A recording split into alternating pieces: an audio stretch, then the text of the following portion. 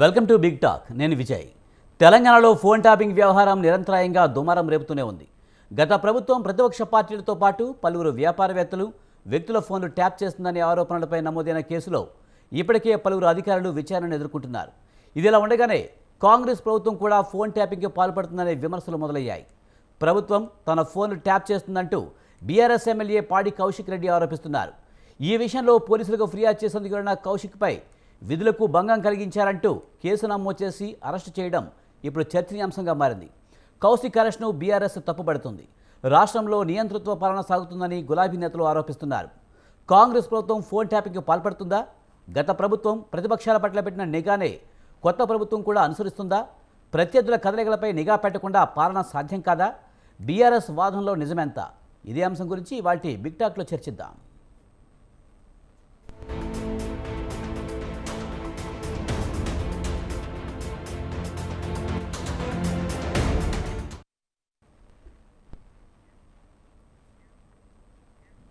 పోలీసుల విధులకు ఆటంకం కలిగించారంటూ బీఆర్ఎస్ ఎమ్మెల్యే పాడి కౌశిక్ రెడ్డిపై పోలీసులు కేసు పెట్టి అరెస్ట్ చేయడం జరిగింది. తన ఫోన్ ట్యాపింగ్ చేస్తున్నారని కంప్లైంట్ చేస్తానికి వెళ్తే తనని అరెస్ట్ చేశారంటూ కూడా బీఆర్ఎస్ ఎమ్మెల్యే వాపోతున్న పరిస్థితి. దీనిపై బీఆర్ఎస్ మండిపడుతుంది. ఇది ఇందిరమ్మ రాజ్యమా, ఎమర్జెన్సీ పాలన అంటూ కూడా వాళ్ళు మండిపడుతున్న పరిస్థితి. ఇదే అంశానికి సంబంధించి మనతో మాట్లాడేందుకు సాదిక్ గారు, పొలిటికల్ అనలిస్ట్ మనతో ఉన్నారు. ఆయనతో మాట్లాడదాం. సాదిక్ గారు, నమస్తే అండి. సార్, పోలీసు విధులకు ఆటంకం కలిగించారంటూ పాడి కౌశిక్ రెడ్డిని అరెస్ట్ చేయడం, వెంటనే అరెస్ట్ చేయడం జరిగింది. ముఖ్యంగా ప్రతిపక్ష నాయకులు వరుస అరెస్టులు జరుగుతున్నాయి. హరీష్ రావుని, జగదీష్ రెడ్డిని కూడా అరెస్ట్ చేయడం జరిగింది. ఎలా చూడాలంటారు ఈ అంశాన్ని? ప్రజాపాలన అని చెప్పుకున్నాము. వాళ్ళు చేసిన తప్పులు మళ్ళీ చేయము, మేము ప్రజలకి రక్షణగా ఉంటాము, చెప్పుకునే హక్కునిస్తాము, మాట్లాడే హక్కునిస్తాము అని కాంగ్రెస్ ప్రభుత్వము గతంలో ఉన్నటువంటి టిఆర్ఎస్ నియంతృత్వ ప్రభుత్వాన్ని ప్రశ్నించింది. ఆ ప్రశ్నించే భాగంలో ప్రజలకి హక్కులు ఇవ్వాలనే ఆలోచన కూడా చేసింది. ప్రజలకు హక్కులు ఇస్తామని కూడా హామీ ఇచ్చింది. ఆ మేరకు హామీలు ఇచ్చినటువంటి పరిస్థితిని మనము ప్రజలకు కల్పించాల్సిన అవసరం. అయితే రాజ్యం యొక్క స్వభావం మారదు. రాజ్యం ఎప్పుడూ కూడా నియంతృత్వంగా హక్కులను కాలరాస్తూనే ఉంటది అనే ఒక ఆలోచనకి స్వస్తి చెప్పాల్సిన అవసరం కూడా ప్రజాప్రభుత్వాలకు ఉంటుంది. మరి నిరంకుశ ప్రభుత్వం నుండి ప్రజాప్రభుత్వాన్ని కోరుకుంటున్నటువంటి ప్రజలకి మనం ఏం జవాబు చెప్పాలని ప్రభుత్వం ఆలోచన చేయాలి. పోలీసు రాజ్యం కాకుండా సంక్షేమ రాజ్యం ఇవ్వాలని ఆలోచన చేయాలి. అంతేకాకుండా ఫోన్ ట్యాపింగ్ల విషయానికి వచ్చినప్పుడు భార్యాభర్తల ఫోన్లు కూడా వింటారా? ఇంతకంటే ఏమైనా దరిద్రం ఉంటుందా అని పాలక పక్షం గతంలో ప్రతిపక్షం చేసినటువంటి రాజ్యానికి సంబంధించిన ఫోన్ ట్యాప్ సంబంధించినటువంటి ప్రశ్నలు లేవనెత్తింది. ఆ ప్రశ్నలు లేవనెత్తినప్పుడు ఆ ప్రశ్నల్లో భాగంగా మనం ఏ పద్ధతిని అనుసరిస్తున్నాం అనేది కూడా చాలా ముఖ్యం. రాజ్యం ఎవరి చేతిలో ఉన్నా సరే ఫోన్ ట్యాపింగ్లు చేయడం సహజం అని అనుకున్నామా? రాజ్యం ఎవరి చేతిలో ఉన్నా సరే రాజ్యం ఎవరి చేతిలో ఉన్నా సరే పోలీస్ స్టేషన్కి వెళ్తే అరెస్ట్ చేస్తారని అనుకుందామా? మరి ఇట్లాంటి పరిస్థితుల లోపల మనకి ఒక స్పష్టమైన ఒక ఆలోచనని ఇప్పుడు ప్రభుత్వం ఇవ్వాల్సి ఉంటుంది. ఎందుకంటే ఒక సంవత్సరం వేడుకల జరుపుకున్న సందర్భంగా వాళ్ళు మనకి సమాధానం ఇవ్వాల్సి ఉంటుంది. ఎక్కడ ఏ ప్రభుత్వం చేసినా, ఎక్కడ ఏ రాజ్యం ప్రజల యొక్క హక్కులను కాలరాసినా తప్పే. రాజ్యాంగానికి విరుద్ధంగా మాట్లాడే స్వేచ్ఛను, తర్వాత నిరసన తెలిపే హక్కును గౌరవించాల్సిందే. మేము గౌరవిస్తామని చెప్పే కాంగ్రెస్ ప్రభుత్వం అధికారంలోకి వచ్చింది కాబట్టి కాంగ్రెస్ ప్రభుత్వం ఆ నిరసన తెలిపే హక్కును కానివ్వండి, ప్రజలకు ఉండే హక్కును కానివ్వండి, ఖచ్చితంగా రాజ్యాంగబద్ధంగా రాజ్యాన్ని నడపాల్సిన అవసరం ఉంది. రూల్ ఆఫ్ లా అంటే చట్టానికి ఎవరు అతిథులు గారు, చట్టం ప్రకారంగా రాజ్య పాలన కొనసాగుతుంది అని చెప్పాల్సిన అవసరం కాంగ్రెస్ ప్రభుత్వం మీద ఉంది. ఆ మేరకు మాత్రమే వాళ్ళు ఆ ప్రయత్నాలు చేయాల్సి ఉంటుంది. ఇట్లాంటి సంఘటనలు జరగడానికి వాళ్ళు జవాబు ఇవ్వాల్సి ఉంటుంది అనేది ఖచ్చితంగా ప్రశ్నలు. ఈ ప్రశ్నల్ని అందరం కూడా ప్రశ్నించడం మొదలు పెడతాం.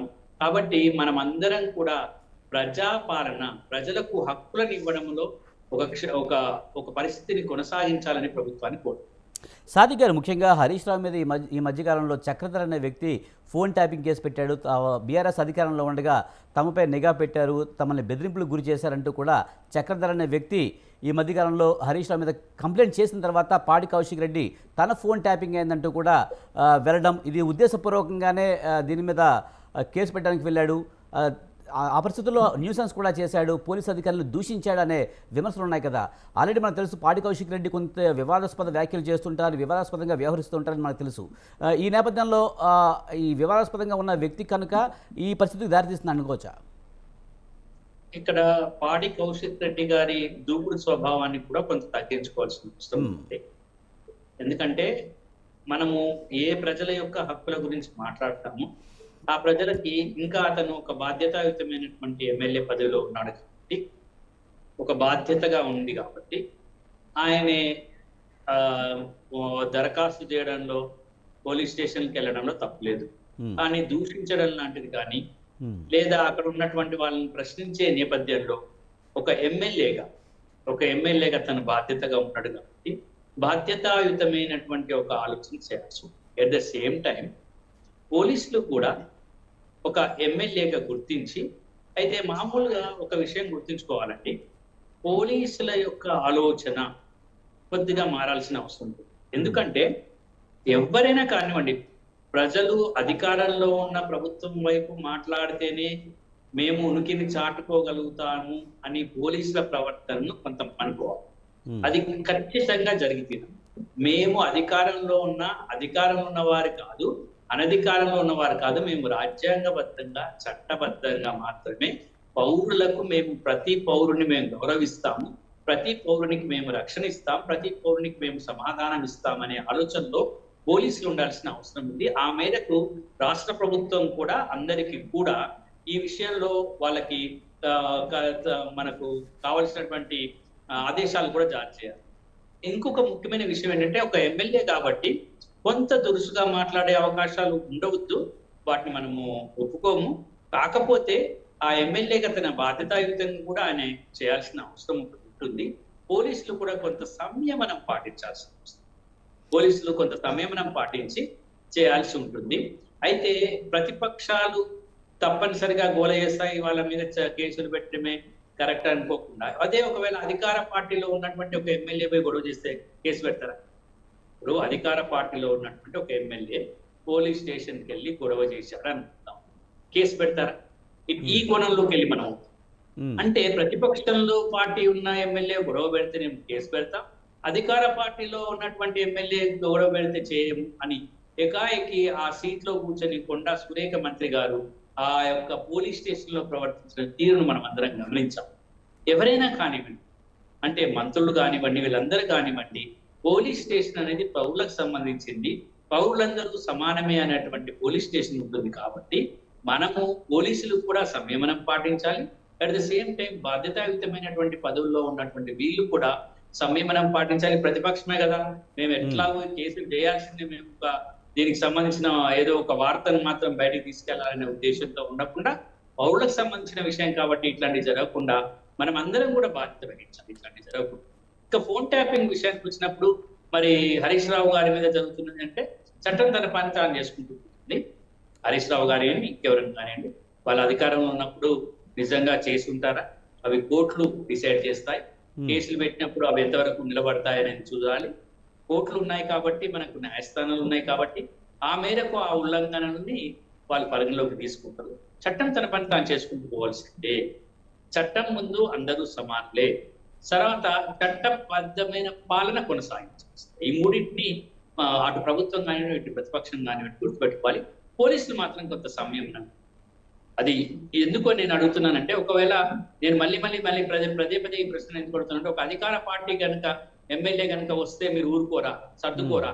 ఇట్లాగే ప్రతిపక్ష పార్టీ సభ్యుడి యొక్క ఎమ్మెల్యేని కూడా సర్దుకోవాల్సి వస్తుంది. ఒకవేళ అట్లా కాదు ఇట్లా కాదు మేము ముఖ్య విధంగా ఉంటామన్న పోలీస్ మాత్రం ఉంటే మనం దాన్ని ఆహ్వానిస్తాం. రైట్, మనతో పాటు దూలిపల్ల సీతారాం గారు బీఆర్ఎస్ లీడర్ మనతో ఉన్నారు, ఆయనతో మాట్లాడదాం. సీతారాం గారు నమస్తే అండి. సార్, మీరు మ్యూట్లో ఉన్నారు. ముఖ్యంగా పాడి కౌశిక్ రెడ్డి అరెస్ట్ని మీరు ఎలా చూస్తారు? సార్, మీ వాయిస్ రావడం లేదు.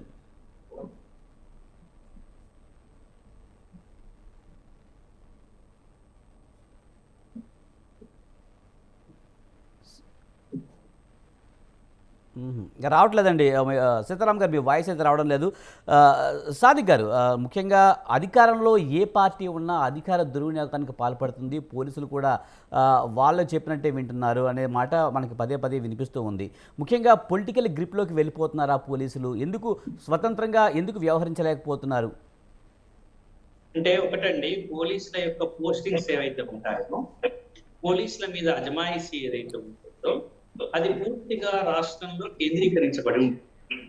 ఈ కేంద్రీకరించబడి ఉన్నటువంటి అంశం వల్ల వీళ్ళు ఏం చేస్తారంటే, పోలీసులు మంచి మంచి పోస్టింగ్ల కొరకు లేదా ఆ నాయకులతో మంచిగా ఉంటే మాకు బాగుంటుందనో ఒక ఆలోచన ఉంటుంది. అట్లా కాకుండా పోలీసులు ఆ ఆ విధమైన ఆలోచనలు పోలీసుల లోపల మనం తగ్గేలా చూడాలి. ఆ విధంగా మనము పాలనలో కూడా ఆ విధంగా మనం ఆలోచన చేయాల్సిన అవసరం ఉంది. ఎందుకంటే ప్రభుత్వాలు మారుతూ ఉంటాయి. ప్రభుత్వాలు మారుతున్నప్పుడు ప్రభుత్వాల యొక్క ఆలోచనలు మారుతూ ఉంటాయి. ప్రభుత్వాల యొక్క సిద్ధాంతాలు మారుతూ ఉంటాయి. ప్రభుత్వం యొక్క పాలనలో మార్పు వస్తుంది. కాబట్టి వాళ్ళకి తగ్గట్టుగా మీరు పనిచేయొచ్చు, కానీ రాజ్యాంగానికి కానీ చట్టానికి కానీ అతీతంగా చేశాం. రైట్. సాదిక్ గారు, మనం మాట్లాడదామండి. దూలుపాల సీతారాం గారు మనకి అందుబాటులోకి వచ్చారు. సీతారాం గారు, వాయిస్ వినిపిస్తుందండి? నమస్కారం అండి. సార్, మీరు ఎలా చూస్తారు పాడి కౌశిక్ రెడ్డి అరెస్ట్ని? ఇప్పుడు యాక్చువల్గా మనం ఆలోచించాల్సింది ఏంటంటే అండి, ఇక్కడ ఇందాక సాదిక్ అలీ గారు చెప్పినట్టు చక్కగా ఈ వ్యవస్థలు, అది ఏ వ్యవస్థ అయినా కావచ్చు, పోలీస్ వ్యవస్థ కావచ్చు, ఇంకేమైనా వ్యవస్థ కావచ్చు, ఏ వ్యవస్థలైనా సరే కానీ ప్రజానీకం కోసం నెలకొల్పబడ్డ వ్యవస్థలు ఇవన్నీ కూడా. ఎవరైనా సరే కానీ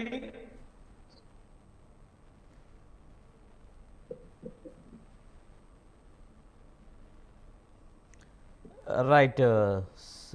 సీతారాం గారు వెళ్ళిపోయినట్టున్నారు. రైట్. సాదిక్ గారు, ముఖ్యంగా చూస్తూ ఉన్నాం, ప్రభుత్వ తప్పుల్ని ప్రశ్నిస్తే, హామీలను ప్రశ్నిస్తే మమ్మల్ని అరెస్ట్ చేస్తారా అని చెప్పి బీఆర్ఎస్ వాళ్ళు చెప్తున్నారు. కానీ ముఖ్యంగా ఎవరైతే ప్రతిపక్ష నాయకుడిగా ఉన్నారో ఆయన ఇప్పటి వరకు బయటకు వచ్చి మాట్లాడిన సందర్భం లేదు. ఎలా చూడాలి కేసీఆర్ బయటికి రాకపోవడాన్ని? ఇప్పుడు ఒక ముఖ్యమైన విషయం అంటే, గత 10 సంవత్సరాలుగా కొనసాగించిన పాలనను మేము అలాగే కొనసాగిస్తామని కాంగ్రెస్ ప్రభుత్వం అనుకుంటే చాలా తప్పు. బీఆర్ఎస్ నాయకులు కూడా వాళ్ళు రాజ్యం చేసినప్పుడు మాకు ఈ విధంగా, మేము కూడా ఈ విధంగా చేశాము అని అనుకోవడంలో కూడా చాలా మార్పు తీసుకురావాల్సిన అవసరం. ఎందుకంటే ఈ 10 సంవత్సరాల్లో కూడా మనం చూసినప్పుడు తెలంగాణ రాష్ట్రం ఏర్పడ్డాక ఎప్పుడు కూడా ఇంత గొప్ప పెద్దగా అణచివేత, చాలా పెద్ద అణచివేత, గత 10 సంవత్సరాలుగా అణచివేత తెలంగాణ రాష్ట్రంలో, అంతకుముందు ఉమ్మడి రాష్ట్రంలో ఎప్పుడు కూడా అంత అణచివేత లేదు. అంత అణచివేతకి మనము 10 సంవత్సరాలు గురయ్యాం. ఆ అణచివేతలోకి వెళ్ళి కాంగ్రెస్ పార్టీ ఏమని హామీ ఇచ్చిందంటే, మేము పౌరుల యొక్క హక్కులను రక్షిస్తాం, మేము ప్రజాపాలన, చట్టబద్ధమైన పాలన తీసుకొస్తాం, మేము ప్రజలకు నిరసన తెలిపే హక్కునిస్తాం, మేము ప్రజలకు మాట్లాడే అవసరాన్ని ఇస్తాం, మేము మా ఆలోచనలో మార్పు ఉంటుంది, గత ప్రభుత్వం కంటే భిన్నంగా వ్యవహరిస్తామని వాళ్ళు వచ్చారు అధికారంలో. కాబట్టి ఆ భిన్నమైన వ్యవహారం మనకు కనిపించాలి. ఆ భిన్నమైన వ్యవహారం మనకు కనిపిస్తే మంచిది. రైట్. సీతారాం గారు, సార్ ఎలా చూస్తారు పాడి కౌశిక్ రెడ్డి అరెస్ట్ని? మీరు ఎలా చూస్తారు? ఇప్పుడు మనము గతం కనుక తీసుకుంటే కనుక, ఇందాక అణచివేత ధోరణి 10 సంవత్సరాలు అన్నారు సాదిక్ అలీ గారు. ఆ అణచివేత ధోరణి ఉంటే కనుక, అణచివేత ధోరణి అనేది కరెక్ట్ కాదు, యాక్చువల్ ఆ వర్డ్ కరెక్ట్ కాదు. ఎందుకంటే ఇదే కాంగ్రెస్ పార్టీ రేవంత్ రెడ్డి గారు ఏ లెవెల్లో ప్రభుత్వం మీద విమర్శలు చేశారో అందరికీ తెలిసిందే. సో అణచివేత ధోరణి అన్నది లేదు అక్కడ. ఫస్ట్ అణచివేత ధోరణి లేదు. కాకపోతే ఇక్కడ ఏంటంటే, ఇప్పుడు మనకి పాడి కౌశిక్ రెడ్డి గారి ఇష్యూకి వచ్చేవాడికి ఏంటంటే, ఇష్యూ ఏంటంటే, ఎవరన్నా సరే కానీ, ఏ వ్యవస్థ దగ్గరికన్నా సరే కానీ వెళ్ళి చెప్పుకునే పరిస్థితి ప్రభుత్వం కల్పించాల్సిన బాధ్యత వాళ్ళ మీద ఉన్నది. ఈరోజు ఒక ప్రజాప్రతినిధి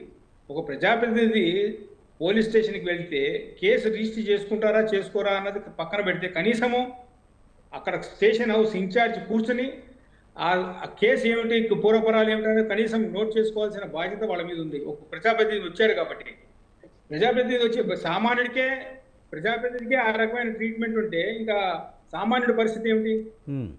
సో మనం ఇక్కడ గ్రహించాల్సింది ఏంటంటే, పోలీస్ స్టేషన్కి వచ్చినప్పుడు మర్యాదపూర్వకంగా కలిసి మాట్లాడి తర్వాత ఏదైనా బాధ్యతలు ఎవరికైనా బాధ్యతలు అప్పచెప్పి వెళ్ళి ఉంటే అదొక పద్ధతిగా ఉంటది. అక్కడ ఆ సిచ్యువేషన్ లో ఎవరు ఏం మాట్లాడారు అన్నది ప్రతి వాళ్ళకి తెలిసిన విషయం కాదు. అన్ని అంత మొత్తం అంతా రికార్డ్ అయ్యేం రాలేదు. వాళ్ళు దూషించారని ఒక మాట బయటకు వస్తుంది తప్ప కానీ వీళ్ళేం మాట్లాడారు వాళ్ళేం మాట్లాడారు అన్న దానికి ఎక్కడ కూడా పూర్తి స్థాయి ప్రూఫ్స్ ఏం లేవు అక్కడ. కాకపోతే ఆయన ఆయన ఆయన గతంలో కూడా పాడి కౌశిక్ రెడ్డి గారిని అరెస్ట్ చేయాలనే ఉద్దేశంతో ఆయన మీద దాడి జరగడానికి వచ్చిన ఎమ్మెల్యే మీద ఏ రకమైన చర్యలు తీసుకున్నారండి? ఇదే ప్రభుత్వం కదా, ఇదే మరి పోలీసు వ్యవస్థ మరి ఆ రోజు అంత అంత పెద్ద ఎత్తున దాడి చేయడానికి వచ్చినప్పుడు ఏ రకమైన చర్యలు తీసుకోగలిగింది? సో ఇక్కడ ఏమిటంటే రాబోయేవన్నీ కూడా అసలు 9వ తారీఖు నుంచి అసెంబ్లీ సమావేశాలు ఉన్నాయండి. 9వ తారీఖు నుంచి. సో గట్టిగా మాట్లాడేవాళ్ళు, స్పందించేవాళ్ళు, సమస్యల మీద స్పందించే వాళ్ళను ఒక పక్కన పెట్టాలన్న ఉద్దేశంతో ఏదో ఒక దాన్ని ఏమంటారంటే ఒక పద్ధతిగా వీళ్ళని ఏదో రకంగా కేసులో ఎక్కించడము, కేసులు పెట్టడం అనేది జరుగుతున్నట్టుగా కనిపిస్తుంది. ఎందుకంటే మనం అది ఎంతవరకు కరెక్టో మనకు తెలియదు కానీ ఈ మధ్యకాలంలో మనం ఒక న్యూస్ కూడా చూసాం. కేటీఆర్ గారిని అరెస్ట్ చేస్తాము, హరీష్ని ఎట్లా లొంగ తీసుకోవాలో నాకు తెలుసు అని అన్నట్టుగా మనం మీడియాలో చూసాం. అంటే దీని అర్థం ఏమిటి? దీని అంటే మీరు ఆల్రెడీ ఒక ప్లాన్ తోటి ఏదో ఒక రకంగా అరెస్ట్ చేయాలి, వీళ్ళ గొంతు నొక్కాలి అన్నదే కనపడుతున్నది క్లియర్ గా. సో ఆ గొంతు ఒక పక్క వాళ్లే చెప్తారు ఏంటంటే ప్రజాస్వామ్య వ్యవస్థ, ప్రశ్నించే గొంతు ఉండాలంటారు, ప్రశ్నించే వాళ్ళని ప్రశ్నించే నీరు. ఎట్లా అవుతుందండి ఇది? సో ఇక్కడ సీతారాం గారు మీరు ఒకటి చెప్పండి, ముఖ్యంగా నిజంగా పాడి కౌశిక్ రెడ్డి ఫోన్ నిజంగా ట్యాపింగ్ అయిందంటారా, లేకపోతే హరీష్ రావు మీద కేసు పెట్టారు కనుక ఈయన కూడా హడావుడి చేస్తున్నారంటారా? ఇట్లా కదండి, ట్యాప్ చేశారా చేయలేదు అనేది ఇందాక సాదిక్ అలీ గారు చెప్పినట్టు చట్టం అనేది ఉంది కదండి. ఒకటి చట్టం ఇప్పుడు కేసు చేసినది ఇన్వెస్టిగేట్ చేయండి. అసలు కేసు మీరు తీసుకోకపోతే మీరు కేసు పెట్టడానికి వచ్చిన వాళ్ళ మీద కేసు పెట్టడంలో అర్థం ఏమిటి? అక్కడ మరి వాళ్ళు కూడా అంటే ఇంటెన్షనల్ గా చేసినట్టుగా కదా వాళ్ళు ఎవరైతే కేసు పెట్టడానికి వచ్చారో వాళ్ళ మీదే ఉల్టా కేసు పెడుతున్నారంటే ఇంకా దాని అర్థం ఏమిటి? సో ఇక్కడ ఈయన ఇంటెన్షనల్ గా చేశారా, ప్రభుత్వం ఇంటెన్షనల్ గా చేస్తోందా? ప్రభుత్వం ఇంటెన్షనల్ గా చేయకపోతే కేసు రిజిస్టర్ కేసు తీసుకుని దాని పూర్వపరాలు ఏంటి, ఇది ఎంతవరకు సబబు, ఇది ఎంతవరకు న్యాయం ఉంది కేసులు అని ఏమైనా విచారణ జరపకుండానే కేసు పెట్టడానికి వచ్చిన మీద కేసు పెడితే దాని అర్థం ఏమిటి? ఇక్కడ ప్రభుత్వమే తప్పు చేస్తున్నట్టు కనబడుతోంది. అంటే కౌశిక్ రెడ్డి ప్రధానంగా ఏమన్నా ఆధారాలతో వచ్చారంటారా, ఆధారాలను పోలీసులు చూపించారంటారా? ఇప్పుడు అదే నేను చెప్పేది, ఆ పని ఎవరు చేయాలంటే పోలీసులు చేయాలి. అందుకే నేను అనేది ఏమిటంటే పోలీసులు కొంచెం సమన్వయం పాటించి వచ్చిన ప్రజాప్రతినిధిని రిసీవ్ చేసుకుని ప్రాపర్గా ఏముంది, కేసు ఎక్కడుంది, ఏం రాసి ఇచ్చినారో అసలు కనీసం తీసుకుని ఆ కేసుని పూర్వపరాలు వాళ్ళు స్టడీ చేసి ఉంటే బాగుంటుంది. అంటే సీతారాం గారు అక్కడ ఒక విషయం గమనించాలి, పోలీసులు కూడా ఒక విషయం ఆలోచిస్తారు కదా, ఇది రాజకీయ కారణాలతో పెడుతున్నారా లేదా అనేది ఇన్వెస్టిగేషన్ చేసో లేకపోతే అది అందులో సాధ్యాలు ఉన్నాయో లేదో చూసి కేసు పెట్టచ్చేమో కదా. ఇమీడియట్గా అంటే పోలీసులు కూడా కొన్ని అధికారాలు ఉంటాయి కదా, ఇమీడియట్గా తీసుకోవాలా వద్దనేది ఆలోచిస్తారు కదా వాళ్ళు కూడా. వాళ్ళు ప్రభుత్వ ఉద్యోగులండి, వాళ్ళు ప్రభుత్వ ఉద్యోగులు. రాజకీయాలు ఉన్నాయా లేవా అన్నది వాళ్ళకి అనవసరం. ఏ రాజకీయ పార్టీకి కొమ్ము కావాల్సిన అవసరం వాళ్ళకి లేదు.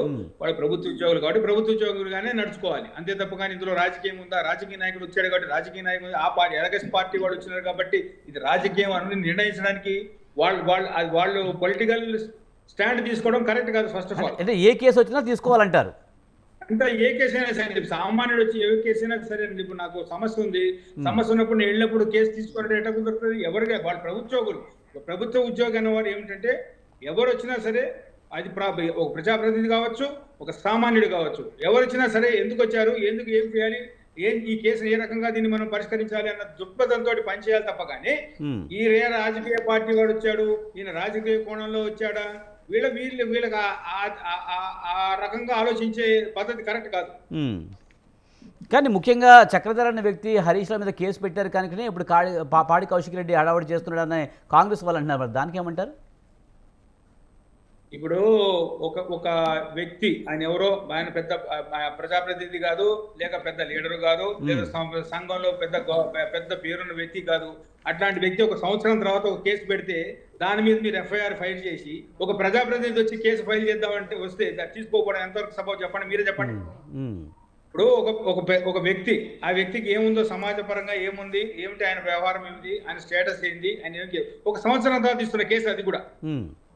దాన్ని మరి ఏ రకంగా చూస్తారు? అదే రాజకీయ కోణమే కదా, రాజకీయంగా ప్రభుత్వమే పెట్టించి ఉండొచ్చు కదా. మరి అక్కడ రాజకీయం చేస్తున్నది ఎవరు? పోలీస్ డిపార్ట్మెంటా, ప్రభుత్వం అమ్మా? చూడండి, ఆలోచించండి, మీరే చెప్పాలి దీనికి జవాబు. రైట్. మనతో పాటు మిట్టా నరసయ్య గౌడ్ గారు, కాంగ్రెస్ నాయకులు మనతో ఉన్నారు, ఆయనతో మాట్లాడదాం. నరసయ్య గౌడ్ గారు నమస్తేనండి. సార్, పాడి కౌశిక్ రెడ్డిని అక్రమంగా అరెస్ట్ చేశారు, విపక్షాల మీద రాజకీయ దురుద్దేశంతో కేసులు పెడుతున్నారని విమర్శలపై మీరేమంటారు? వాయిస్ క్లియర్ ఉందా? క్లియర్ ఉంది సార్ మీది. హలో సార్, నా వాయిస్ మీకు వినిపిస్తుందా? ముందుగా మీకు ప్యానల్లో ఉన్న పెద్దలకు వస్తున్నాం, మీ వాయిస్ వినిపిస్తుంది, నా వాయిస్ క్లియర్ కదా sir? Okay sir, okay. Hello, okay. ముందుగా మీకు ప్యానల్లో ఉన్న పెద్దలకు నమస్కారం. సరే, ఇప్పుడు పాడి కౌశిక్ రెడ్డి వ్యవహార శైలి తెలిసిన వాళ్ళు ఎవరైనా ఆయన పోలీస్ స్టేషన్ పోయి ఆయన ఏం చేసిండు, ఎందుకు అరెస్ట్ చేసి, పొట్టినే పోలీస్ స్టేషన్ పోయి నాకు కేసు తీసుకోమంటే అరెస్ట్ చేస్తారా సార్? నేను మాట్లాడే తీరు కానీ, అక్కడ డిస్టర్బ్ చేసిన విషయాలు కానీ, ఆయన లాంగ్వేజ్ కానీ, ఇవన్నీ అంటే బేస్ అయ్యే ఆయన అరెస్ట్ చేసిరు తప్పితే పొట్టినే ఒక ప్రజాప్రతినిధి పోగానే లోపలేస్తారా? దేశం మీద ఎవరికి తెలియని విషయమా సార్? పాడి కౌశిక్ రెడ్డి మాట్లాడే విధానం కానీ, డిస్టర్బ్ చేసే విధానం కానీ, వాళ్ళను ఇదిలే అంటే పోలీసు వ్యవస్థను కించపరిచే విధానం, అక్కడ తప్పులు చేసిండు కాబట్టి అక్కడ అరెస్ట్ చేసిండు. రెండో విషయం మీద ఇప్పటిదాకా మిత్రుడు ఎవరు మాట్లాడుతూ ఉన్నారు, సంవత్సరానికి ఆయన స్టేటస్ ఏంది, ఆయన ఎవరు, ఆయనకి ఏం పేరు ఉంది అంటే పేరు చూసి ఇది చూసి చేస్తారా మీరు? చక్రధర్ గౌడ్ అనేట ఆయన సమాజంలో ఏం సేవ చేసిండో మీకు తెలియదా? ఆయన తీసుకుపోయి అడగోలుగా మ్యాన్ హ్యాండ్లింగ్ చేసిరు కదండి, అడగోలుగా 3rd డిగ్రీ ఎక్కించారు కదండి హరీష్ రావు గారు. అంటే ఆయన అరెస్ట్ చేసి రోజుల కొద్ది లోపల పెట్టి టార్చర్ చేసినప్పుడు దిక్కులేదు. కేవలం ఒకే ఒక రోజు ఎన్నికలు అయిపోయిన తెల్లవారే ఒకరితోటి కేసు అంటే ఒక కంప్లైంట్ ఇప్పించి ఆయన ఆస్తులన్నీ గుంజుకున్న రోజేమో ఎవరు తప్పుడు ఎవరు మన ఈటల రాజేందర్.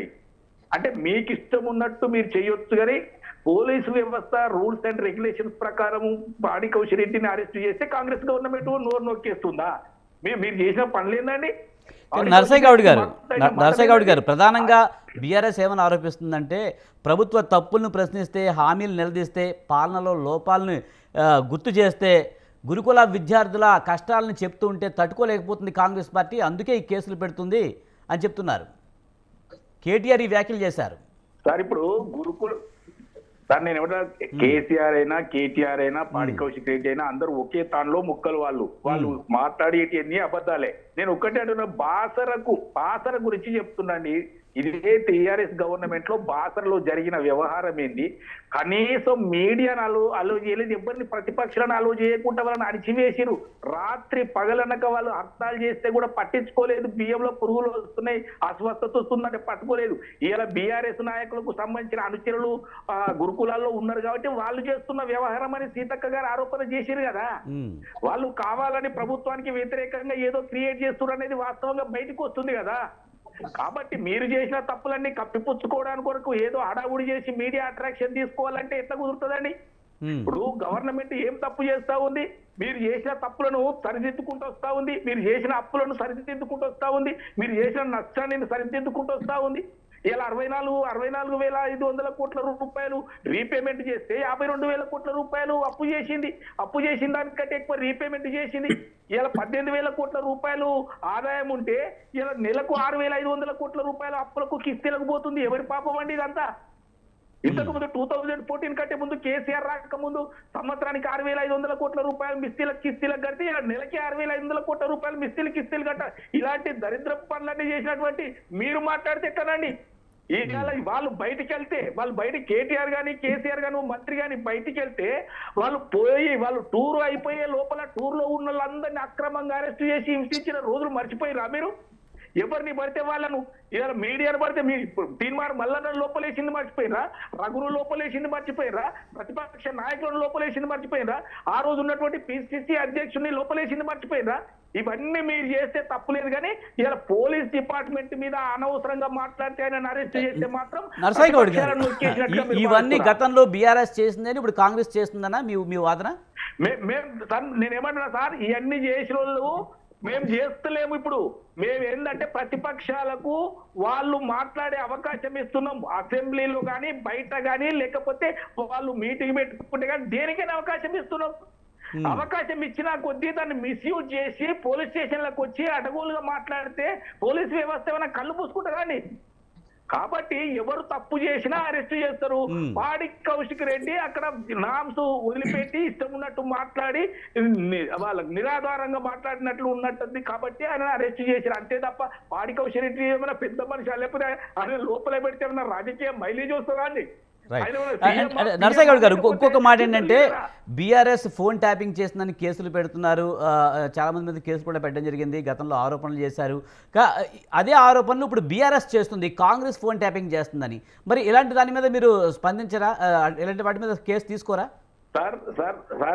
సార్ ఇవన్నీ అబద్ధాలతోటి పుట్టింది ఆ పార్టీ. ఆ పార్టీలో ఉన్న కేసీఆర్ అబద్ధాలు చెప్తారు, ఇక మీతో అబద్ధాలు చెప్పరా అండి?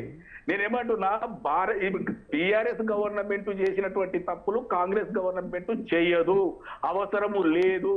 ఇప్పుడు వాళ్ళు చేసిందని మేము కూడా చేస్తున్నామని మీరు ఆలోచన చేస్తే మేము ఏం చెప్తామని? మేము ఎందుకు చేస్తాం? మాకేం అవసరం? అసలు కేసీఆర్ లోపల పడుకున్నాడు, కేటీఆర్ తోటి హరీష్ రావు తోటి అయ్యేది ఏమీ లేదు. పాడి కౌశిక్ రెడ్డి అనేటువంటి మామూలు ఎమ్మెల్యే, ఈయనతో ఏమైందంటే ఈయన అరెస్ట్ చేసి లోపల పెడితే మాకేమైనా మైలేజ్ వస్తుందా? అంటే గట్టిగా మాట్లాడుతున్నాడు. తొందరలో అసెంబ్లీ సమావేశాలు ఉన్నాయి, మరి ఈ టైంలో లోన్ వేస్తే మాట్లాడే వాళ్ళు లేకుండా చేయాలనేది ఆరోపణ అని సీతారాం గారు అంటున్నారు. మరి సార్ నేనేమంటున్నా, వీళ్ళు అసెంబ్లీకి రమ్మని మేము రిక్వెస్ట్ చేస్తున్నాం.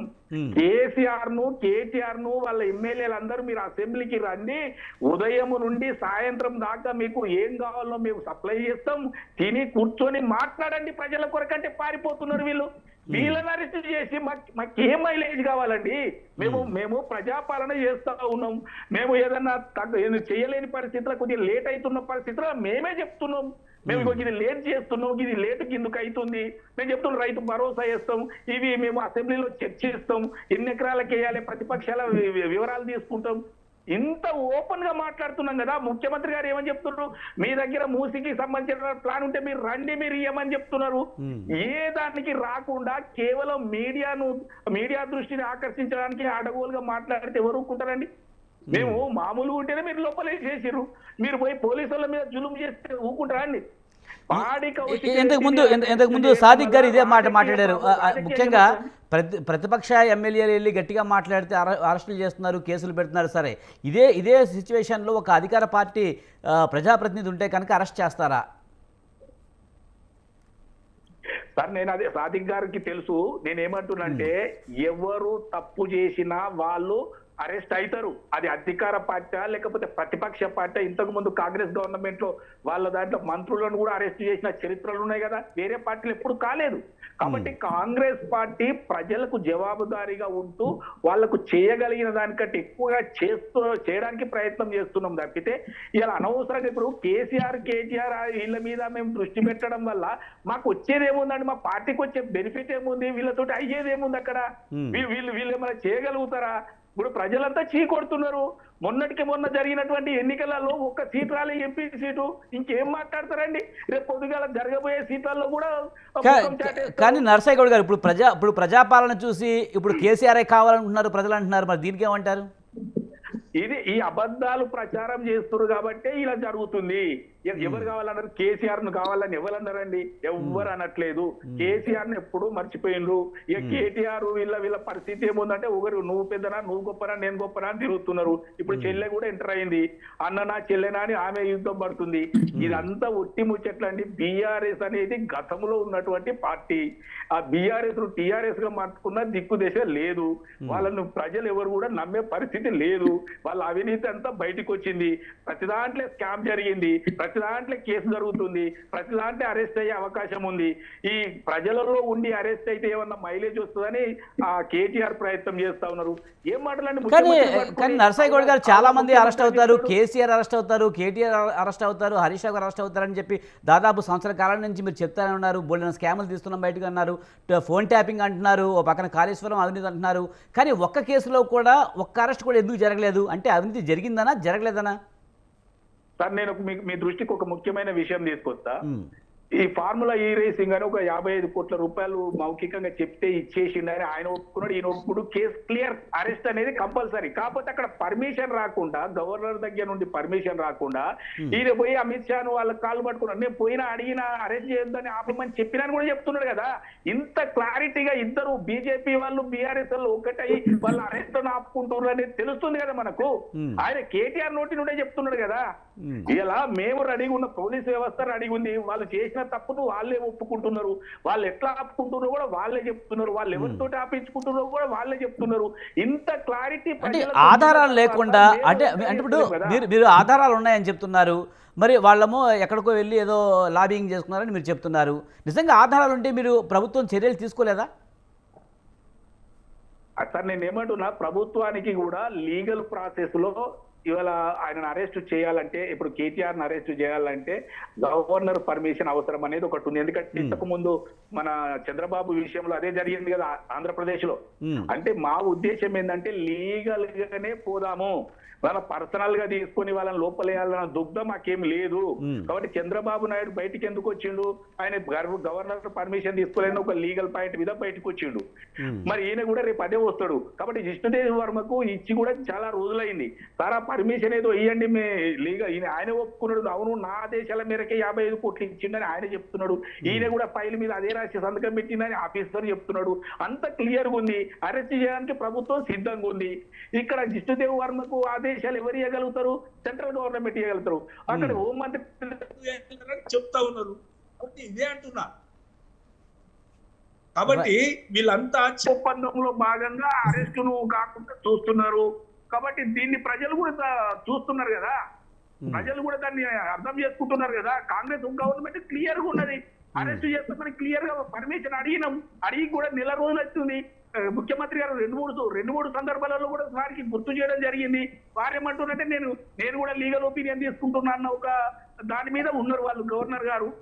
కాబట్టి ఇదంతా ప్రజలకు ఓపెన్ గా మేము చెప్పగలుగుతున్నాం, అయ్యా ఇది జరిగింది. ఇక్కడైతే కేసు క్లియర్ కదండి. నేను ఆదేశాలు ఇచ్చినా, నేను చెప్తేనే ఇచ్చినా కేటీఆర్ అన్నాడు. అవును ఆయన చెప్తేనే నేను ట్రాన్స్ఫర్ చేసిన, అది కూడా నేను నోట్ ఫైల్ మీద రాసి సంతకం పెట్టినా ఆఫీసర్ చెప్తున్నాడు.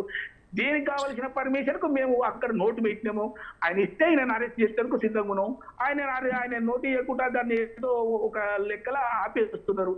కాబట్టి సార్ రోజులు గడవచ్చు గాక, కొంత టైం లేట్ కావచ్చు గాక, కేటీఆర్ గాని హరీష్ రావు గారు గాని కేసీఆర్ గాని తప్పించుకునే అవకాశమే లేదు. మేము కేవలం రైట్. సీతారాం గారు, ముఖ్యంగా కాంగ్రెస్ పార్టీ తప్పు చేయదు, ఖచ్చితంగా పద్ధతి ప్రకారం వెళ్తుంది, ప్రజాపాలన అందిస్తుందని చెప్తున్నారు. ముఖ్యంగా ఇంత జరుగుతున్నా కేసీఆర్ ఎందుకు బయటికి రావడం లేదు, అసలు కేసీఆర్కి బయటకు వచ్చే అవకాశమే లేదని కూడా చెప్తున్నారు. ఎలా చూడాలి? ఇప్పుడు చూడండి, ఆయన బయటికి రాకుండా ఉన్నా కూడా ఇప్పుడు ఇవాళ రోజున కూడా అధికారిక ప్రోగ్రామ్ లో కూడా కేసీఆర్ గారి పేరు తలుచుకోని రోజు అంటూ లేదు. మరి కేసీఆర్ గారు లేరు, బీఆర్ఎస్ పార్టీ లేదని వాళ్ళ గురించి తలుచుకోవాల్సిన అవసరం ఉన్నదండి ప్రభుత్వానికి. ఫస్ట్ ఆఫ్ ఆల్ ముందు దాన్ని వాళ్ళ ఆ కాంగ్రెస్ పార్టీ ముఖ్యమంత్రి గారే పదే ఈ రోజు కూడా కేసీఆర్ గారి పేరు తీయండి రోజు గడవట్ల. మరి వాళ్ళకి తెలియాలి. అంత లేనప్పుడు ఆ ప్రభావమే లేదనుకుంటే అసలు పేరు ఎత్తాల్సిన అవసరం ఉన్నది వీళ్ళకి. ఒకటి. రెండోది, ఈ గురుకులాల విషయానికి వచ్చినప్పుడు ఆ గురుకులాల వాళ్ళ మనుషులే చేశారు. పిల్లలు బయటకు వచ్చి మాకు అన్యాయం జరుగుతుందని పిల్లలు అన్నారండి. పిల్లలు రాజకీయం చేస్తారా? పిల్లలు బయటకు వచ్చినప్పుడు వాళ్ళకి సపోర్ట్ గా పార్టీ పోయింది తప్ప కానీ పిల్లలు రాజకీయం చేసినారంటే అక్కడ వీళ్ళు అనుకోవడం ఏంటంటే అక్కడ పెట్టి చేయించినారంటే పిల్లలు బయటకు వచ్చి మాట్లాడుతున్నారు, మాకు ఈ రకమైన ట్రీట్మెంట్ జరుగుతుందని పిల్లలు మాట్లాడారు. పిల్లలు సపోర్ట్ చేసిన ఈ పార్టీ, అంతే తప్ప కానీ పిల్లలకి మీరు ఇట్లా చెప్పండి ఇట్లా చేయండి అంటే పిల్లలు చేస్తారా? చేయరు కదా. వాళ్ళు నిజమైంది అబద్ధమైంది చెప్పలేరు అంత మాత్రం. తర్వాత ఇప్పుడు ఏ ఇష్యూ తీసుకున్నా కూడా పబ్లిక్ విషయంకి వచ్చినప్పటికీ ఇప్పుడు మీరు ఒకసారి అబ్జర్వ్ చేయండి, పబ్లిక్ లోకి పోయినప్పుడు, పబ్లిక్ ఇష్యూస్ టేకప్ చేస్తున్నప్పుడు, పబ్లిక్ సమస్యలు అడ్రస్ చేస్తున్నప్పుడు అది వాళ్ళకు నచ్చట్లేదు. ప్రభుత్వానికి ప్రజా సమస్యలు ఎత్తడం నచ్చట్లేదు. దాంతో ఏంటంటే అక్కడ పౌరుష పదజాలంతో ఇండివిజువల్స్ కానీ టార్గెట్ చేస్తున్నారు తప్ప కానీ పాలసీ మీద మాట్లాడట్లేదు ఎక్కడ కూడా. ఒకే విషయం మీద నలుగురు 4 రకాలుగా మాట్లాడుతున్న ప్రభుత్వం వీళ్ళది. వీళ్ళు ఈ పార్టీని విమర్శించారు. సరే, ఇప్పుడు ఈయన కేసీఆర్ ని ఎవరు గుర్తుపెట్టుకున్నారు? కేసీఆర్ ఏం పని వస్తుంది, మాకేం వస్తుంది అంటే మరి కేసీఆర్ పేరు ఎందుకు తలుచుకుంటారు? అసలు వదిలేస్తే అయిపోతుంది కదా. అట్లా కాకుండా మీరు కానీ ప్రజలైతే కలవరిస్తున్నారని మీరే చెప్తున్నారు కదా. నిజంగా ప్రజలు కలవరిస్తే కనుక ఆయన బయటకు వచ్చి కేసీఆర్ నేనున్నాననే భరోసా ఎందుకు ఇవ్వలేకపోతున్నారు? ఇప్పుడు ఒక రకంగా కూల్చివేతలు జరుగుతున్నాయి అంటున్నారు, అన్ని విషయాల మీద మాట్లాడుతున్నారు. కేసీఆరే కావాలని ప్రజలు అంటున్నారని బీఆర్ఎస్ అంటుంది. మరి అలాంటప్పుడు ఒకసారి వచ్చి ప్రజలను కలవచ్చు కదా. వస్తారు టైం వచ్చినప్పుడు వస్తారు, ఖచ్చితంగా వస్తారు. ప్రస్తుతం ఉన్న వాళ్ళు అడ్రస్ చేస్తున్నారు కదా, అడ్రస్ చేసిన వాళ్ళకి జవాబు చెప్పలేకుండా ఉన్నప్పుడు ఇంకా ఆయనకి ఏం జవాబు చెప్పగలుగుతారు వీళ్ళు? ఆయన వస్తారు, ఖచ్చితంగా వస్తారు. వచ్చే టైం ఉంది, వస్తారు, ఖచ్చితంగా వస్తారు. ఖచ్చితంగా వచ్చినప్పుడు మాట్లాడతారు. ఇప్పుడు ఆల్రెడీ అడ్రస్ చేస్తున్నారు కదా, సమస్యలను అడ్రస్ చేయలేకపోతే, చేత కాకపోతే అప్పుడు అనుకోవచ్చు. ఇప్పుడు ప్రస్తుతం సమస్యలు, ప్రతి సమస్యను అడ్రస్ చేస్తున్నారు. ఎక్కడ పబ్లిక్ పోయి ప్రతి దగ్గర సమస్యను అడ్రస్ చేస్తున్నారు. ఒడ్లు కొనే విషయం కావచ్చు, లేకుంటే గురుకులాల విషయమే కావచ్చు, అక్కడ భూమి నిర్వాసుల విషయమే కావచ్చు, ఏ విషయమైనా సరే కానీ అడ్రస్ చేస్తున్నారు కదా. అడ్రస్ చేయకపోతే అనుకోవాలి, ప్రాపర్ గా అడ్రస్ చేయట్లేదు వీళ్ళు, రాజకీయం చేస్తున్నారు అనుకోవచ్చు. ఇప్పుడు అడ్రస్ పద్ధతులు ప్రభుత్వము పూర్తి స్థాయిలో పద్ధతులు అవలంబించకపోవడం మూలంగా మూసి ప్రక్షాళన విషయంలో పూర్తి స్థాయి వ్యవహారం సరిగా చేయకపోతే ప్రభుత్వానికి చెడ్డ పేరు వచ్చింది. లగచర్ల భూ నిర్వాసుల విషయంలో సరిగ్గా వ్యవహరించకపోవడమే ప్రభుత్వానికి చెడ్డ పేరు వచ్చింది. అంటే ఈ విషయాన్ని ప్రశ్నిస్తే తప్పు పడుతున్నారు. అక్కడ ఈ రోజు ఆ లగచర్ల విషయంకి వెళ్ళేటప్పటికి భూమి ఏదైతే ఏ విషయం ఏదైతే నోటిఫికేషన్ ఇచ్చినారో ఆ నోటిఫికేషన్ క్యాన్సిల్ చేసేసింది కదా గవర్నమెంట్, మళ్ళీ ఫ్రెష్ గా నోటిఫికేషన్ ఇచ్చింది కదా. అంటే మీరు అక్కడ తప్పిదము, ప్రభుత్వం ఒక తప్పిదం క్లియర్ గా కనబడుతున్నది కదా. మీరు మా అన్యాయంగా వాళ్ళు చేయబట్టి వాళ్ళు అన్యాయం అయిపోయారు. అసలు అక్కడ 8 నెలల నుంచి మీకు వాళ్ళు గొడవ చేస్తుంటే, అక్కడ ఉన్న రైతులు, గిరిపొత్తులు వాళ్ళు చాలా రోజుల నుంచి వాళ్ళు గొడవ చేస్తుంటే భూమి ఇవ్వమని ఉన్నప్పుడు అది ఆ రోజునే బీఆర్ఎస్ పార్టీ తీసుకోలేదు కదా. ఒక స్టేజ్ బాగా ఇష్యూ పెద్దదైన తర్వాతనే వీళ్ళు వచ్చినారు, కానీ అంతవరకు కూడా దేవా నుంచి వాళ్ళేమి దాన్ని చేయలేదు కదా. అది ఎట్లా రాజకీయం అవుతుంది? అంటే విషయంలో ఎప్పుడైతే నర్సయ్య గౌడ్ గారు ఏం చెప్తున్నారంటే, కేసీఆర్, కేటీఆర్, హరీష్ రావు ఫోన్ ట్యాపింగ్తో సహా మిగతా అవినీతి కేసుల్లో కూడా కంపల్సరీ జైలుకి వెళ్లాల్సి వస్తుంది. కానీ కేంద్రం దగ్గర లాబియింగ్ చేసుకుంటున్నారు, అందుకే ఇంకా అరెస్ట్ చేయడానికి టెక్నికల్ పాయింట్స్ ఇంకా కొన్ని ఉన్నాయి కనుక చేయలేకపోతున్నాం అని చెప్తున్నారు. త్వరలో ఖచ్చితంగా కేటీఆర్ లేకపోతే హరీష్ రావు, కేసీఆర్ ఎవరో ఒకళ్ళు జైలుకి వెళ్ళడం ఖాయమని చెప్తున్నారు. దీనిపై మీరేమంటారు? దానికి వాళ్ళంతా వాళ్ళే చెప్పారు, మేము తప్పు చేసి ఉంటే మమ్మల్ని అరెస్ట్ చేయండి, అని వాళ్ళే చెప్తారు.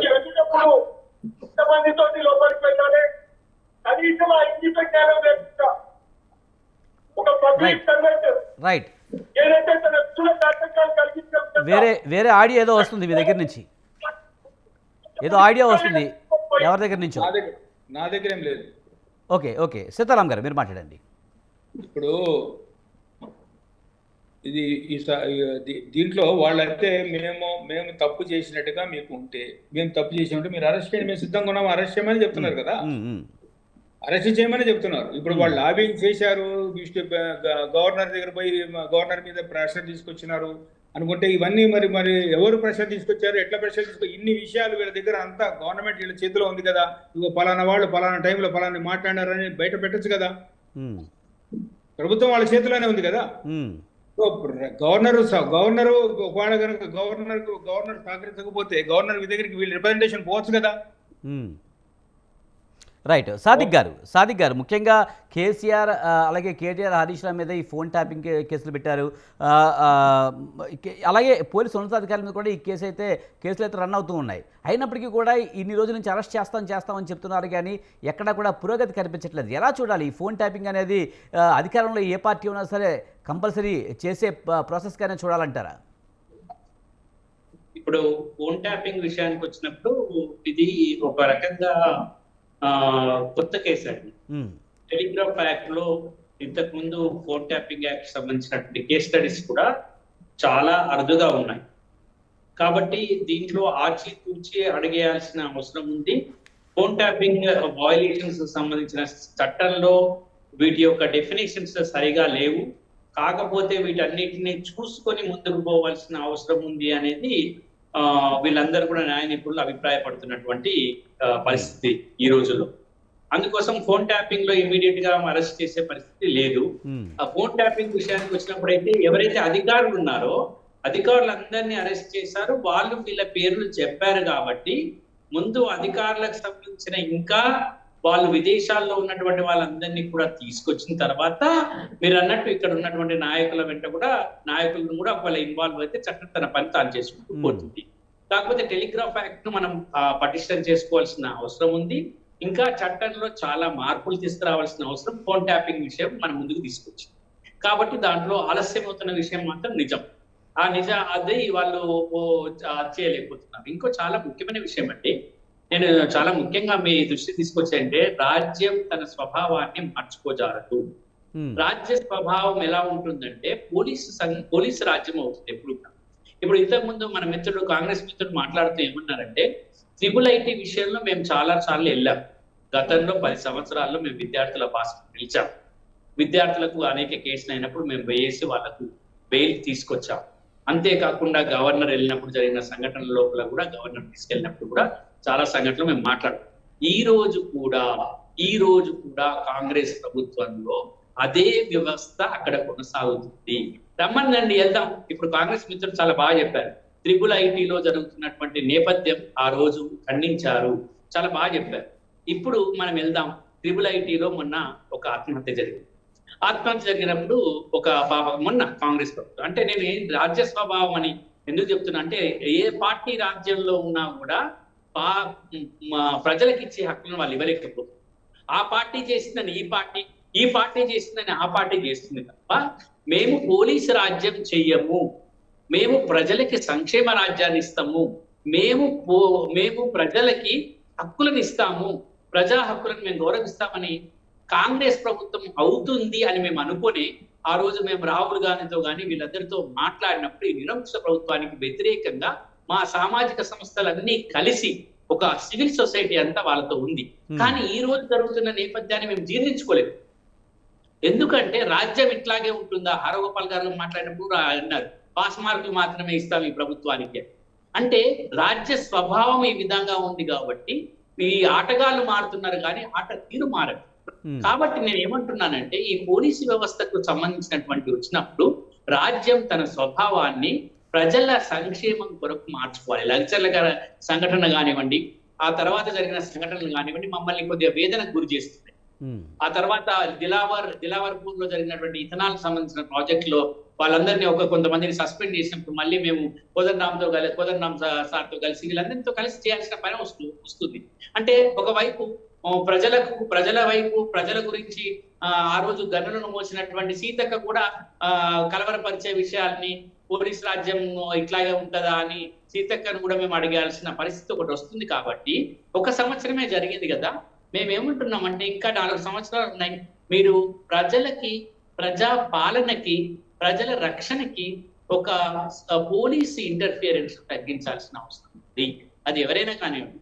చాలా ముఖ్యమైన విషయం. ఇంతకుముందు మా మిత్రుడు టిఆర్ఎస్ మిత్రుడు మాట్లాడుతూ అన్నారు చాలా తప్పండి, మీరు ఎంత ఘోరంగా చేశారంటే మీరు కోదండరామ్ ఇంటిని తలుపులు పగలగొట్టాల్సిన అవసరం ఏమొచ్చింది మీకు?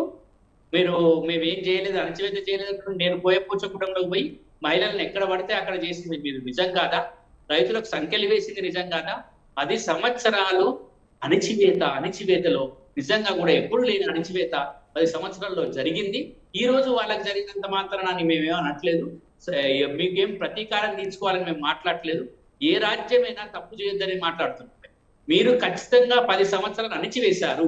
అణిచివేత చేయడం వల్లనే మిమ్మల్ని ప్రభుత్వాన్ని మార్చింది అని అలాంటి సంఘాలన్నీ కూడా అప్పుడు ఆ రోజు ప్రజా సంఘాలు, తర్వాత పౌర సమాజం కూడా దద్దరిల్లేటట్టు చెప్పింది పోలీస్ రాజ్యం వద్దు అని. కాబట్టి మేము ఏమంటున్నాం, ఇప్పటికి కూడా ఈ కాంగ్రెస్ ప్రభుత్వాన్ని కూడా అభ్యర్థిస్తున్నాం. మీరు గనక పోలీస్ రాజ్యం చేయొద్దు, పోలీసులకి మనం కావలసిన అధికారాలు ఉంటాయి, వాళ్ళకు ఉంటాయి, కానీ మరీ మీరు మరీ ఎక్కువగా అధికారాన్ని ఇవ్వద్దు. ఏ ప్రతిపక్ష పార్టీ సభ్యుడు కానివ్వండి, అధికార పార్టీ సభ్యుడు కానివ్వండి, ఎవరినా ఏ ప్రతి పౌరుడైనా పోలీసులు గౌరవించాల్సిందే, పోలీసులు సంయమనం పాటించాల్సిందే, పోలీసులు పౌరులకు రక్షణ కల్పించాల్సిందే. అంతేకాని ప్రజలకు అధికార పార్టీ ఒకవైపు ఒకవైపు అని చూడడానికి అవసరమే లేదు. కాబట్టి గత 10 సంవత్సరాల అణిచివేత మాత్రం ఎవరు కాదనిలేరు. అదే అణిచివేతకు సంబంధించిన మార్గాన్ని కాంగ్రెస్ ప్రభుత్వం గనక అదే దారిలో పోతున్నట్టు మాకు కనిపిస్తుంది, ఇంకా మొదలైనట్టు కనిపిస్తుంది.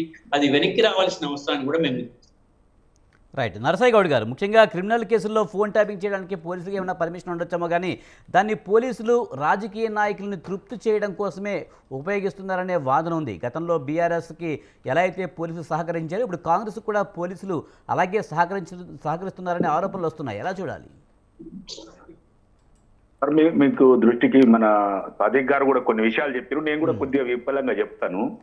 ఇప్పుడు మీరు ఏమంటారు అంటే మీరు ఇన్ని రోజులు ఎందుకు అరెస్ట్ చేస్తలేరు, ఏమైతుంది ఫోన్ ట్యాపింగ్ కేసులు అంటే, ఫోన్ ట్యాపింగ్ కేసులో 2 కీలకమైన విషయాలు మీ దృష్టికి తీసుకురావాలి.